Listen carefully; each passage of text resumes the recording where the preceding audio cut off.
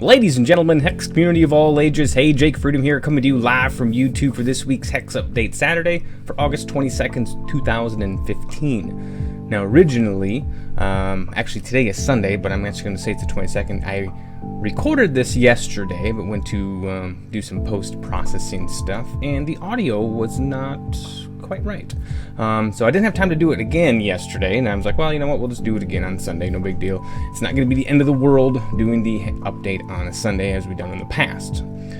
Anyway, this week we had I would say we had quite a bit announced. We're getting a patch on August 25th. That's 2 days from now, so it'll be on Tuesday. Don't know what the patch notes are yet. They don't list those until the actual servers come down for the actual patch. But one of the cool things we got here is the Hex Update Warriors Got Talent. Now, you know, I was reading through this here, and you know, they chose to get rid of some of the stuff and the reasoning behind some of that stuff. Basically, they're releasing the PvE talent trees, and they showed one here that they brought to Gen Con, and they said the layout on this one here particular isn't going to look like that in game. It's just the way it fit best on a Gen Con display. So their philosophy behind this is very important to us that the campaign feels like an RPG. And you'll find when you finally get your hands on it, we generally want systems that blend everything you love about TCGs and everything you love about RPGs into something that is simultaneously exciting and new and comfortably familiar. Class talents are no exception. So part of feeling like an RPG is creating your own character, watching them grow, leveling up progressively over an entire campaign, and making impactful decisions that determine your character's development. Of course, the first impactful decision is which race and class you'll choose. Each race and class has many strengths and weaknesses, and while I want any player to be able to enjoy any class, each class plays very differently from each other. This should be apparent even before looking at the talent grid, just by virtue of extreme differences in starting hand and health totals. So basically we have their 8 races: Kyola, Human, Orc, Elf, Necrotic, Venom, Dwarf, and Shinhare, and we have one of 6 classes: Warrior, Mage, Cleric, Ranger, Warlock, and Rogue. So they show here the Warrior talent tree, and I was looking through it, and some of these, I'm going to bring it up here for you. Some of these don't look right. I don't know. They say this is in development still. So they said everything is more likely is going to change. Hopefully you guys can see that there. I mean, I'm sure you've seen it before. If you haven't, I'll link the into the description where you can actually get this. So they have these starting traits that you can get. And you have the Orc Warrior bonus traits if you're an Orc Warrior, I guess. Then they describe here. Here's your level 1 traits. And these will be displayed. These will not be unlocked level 7, obviously, until you get to level 7. But they say the traits work that you can choose traits that are adjacent to ones you've already chosen, or ones that have a path attached to it. So looking at just some of these here. Like Second Wind, at the start of each game, if you mulligan to 5 cards this game, draw a card. That doesn't seem too bad. Battle. 5 charges, deal 2 damage to a target, champion, or troop. Troops damaged this way deal damage equal to their attacks to you. I don't know about that one. Some of these are just really odd like that. Like, what's another one here that I thought was weird? When troops in your deck get when this enters play, gain a charge. It's not that one. They just didn't feel right. Okay, here's one. At the start of each encounter, create a warrior guild in your deck. 0 cost. When this leaves your deck, void it and exhaust each troop you control, lose 5 charges. Like, why? Why would you want that one? Again, not knowing, how things are actually going to work out. Some of these just feel weird at face value. And like I said, they said that this is not set in stone, that this stuff could all certainly change.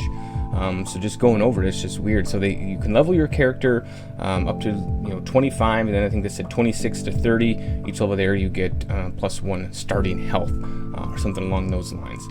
And then there are some traits that are super expensive but really good that they talk about, and those are, what do they call those things again? I know it was in here. passive increase. No, special class Shards. That's not those. Affinity powers, not those. What did they call them? There were like really super expensive traits or talents, but are really capstone talents. They cost multiple points, but they're really worth it. You can also only select one capstone talent. So yeah, they must be getting somewhat close to getting this particular part of the game out.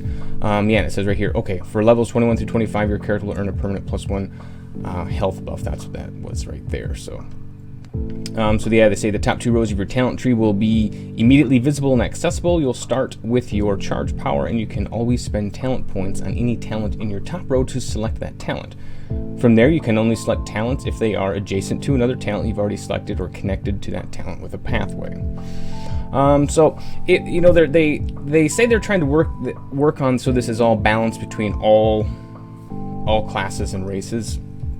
I have a feeling that might be a little bit difficult, for them to get it perfect. So I'm going to guess there's going to be a worst class race talent path, and there's going to be a best class race talent path. Just as there always is when you have these talent trees. People figure out what is the best, what's gonna be the most beneficial for me. It'll be interesting to see. This sounds like a lot of fun here doing this.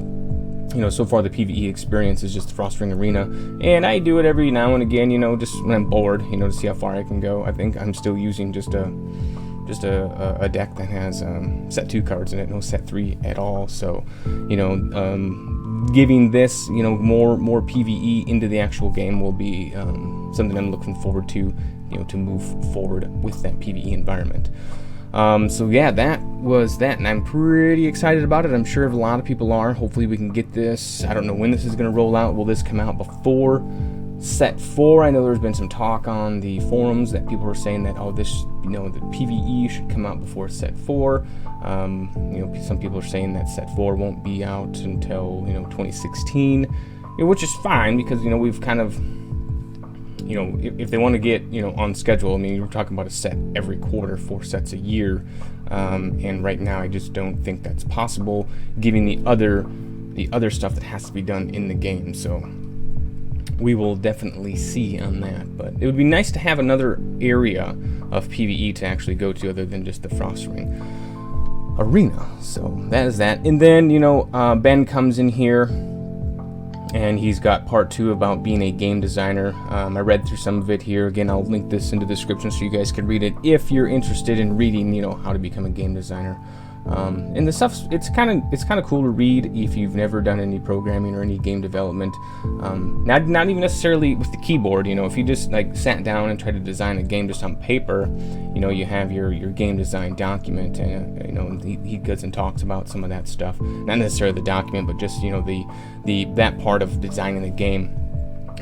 Designing the experience for somebody, not just the, let me show you off my cool mechanics. I want, I don't want to show you the back end stuff. I want to present my game to you in a way that is going to draw you in and keep you playing my game. So yeah, it's a good read. Definitely check it out there. Again, I'll set a link that into the description there below. So last week I made a mistake and I forgot to give out the pack for people who, obviously enter into for the top 5 picks for the pack opening. The viewers who do that get entered into a drawing for me to hand them out a free pack, so they get all those 15 cards there. And I forgot to do that last week, so we're going to do 2 this week. And what I'm going to start doing is just doing it on announcing the winners on camera here, so I don't forget. So if I don't say it on camera, that means I have forgotten. So this week I already have it up and done here. For the card giveaway, obviously we select the top 5, and the top 5 winners are number 1 being Promenes, number 2 Habingen. I know I pronounced your name wrong, but welcome back. You took a break from HEX. Thank you for the comment there. Hopefully you are enjoying the new content that's in the game there, but you get your pick number 2, and then we have Zizmik, I think, and then Desk, and then Stormchild are our top 5 there. So you guys will get your cards according to what hasn't been selected from the person above you. And then for pack number 1 from last week, that goes out to Frostwind, and this week's pack will go out to Old World. So congratulations to you guys there on winning that. So let's go ahead and get rid of this window here, and let's get into the game and crack open another pack to see what we can get. Alright.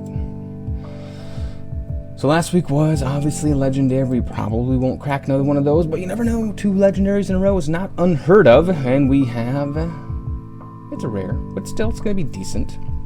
Alright, so for our commons we have Taint, Volley of Arrows, Night Sky Stargazer, Sepulture Stalwart, Thunderfield Seer, Bloat Cap, Lith Lyricalist, Paraphagy, I don't know, Entangling Webs, Skewer, and rounding out the commons is Psionic Acolyte.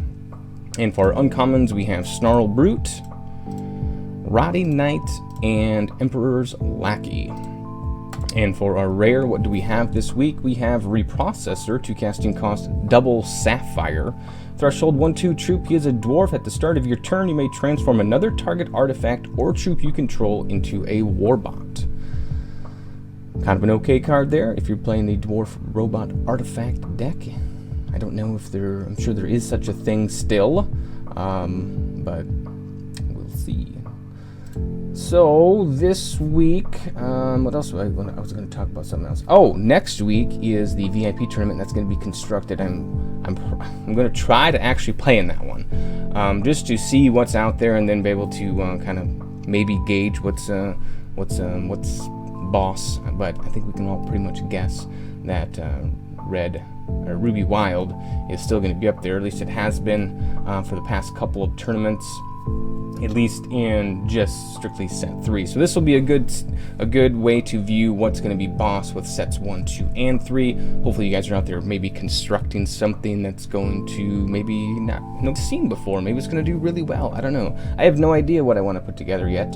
I don't know if I want to follow just everybody else and do Ruby Wild. I don't like to do that.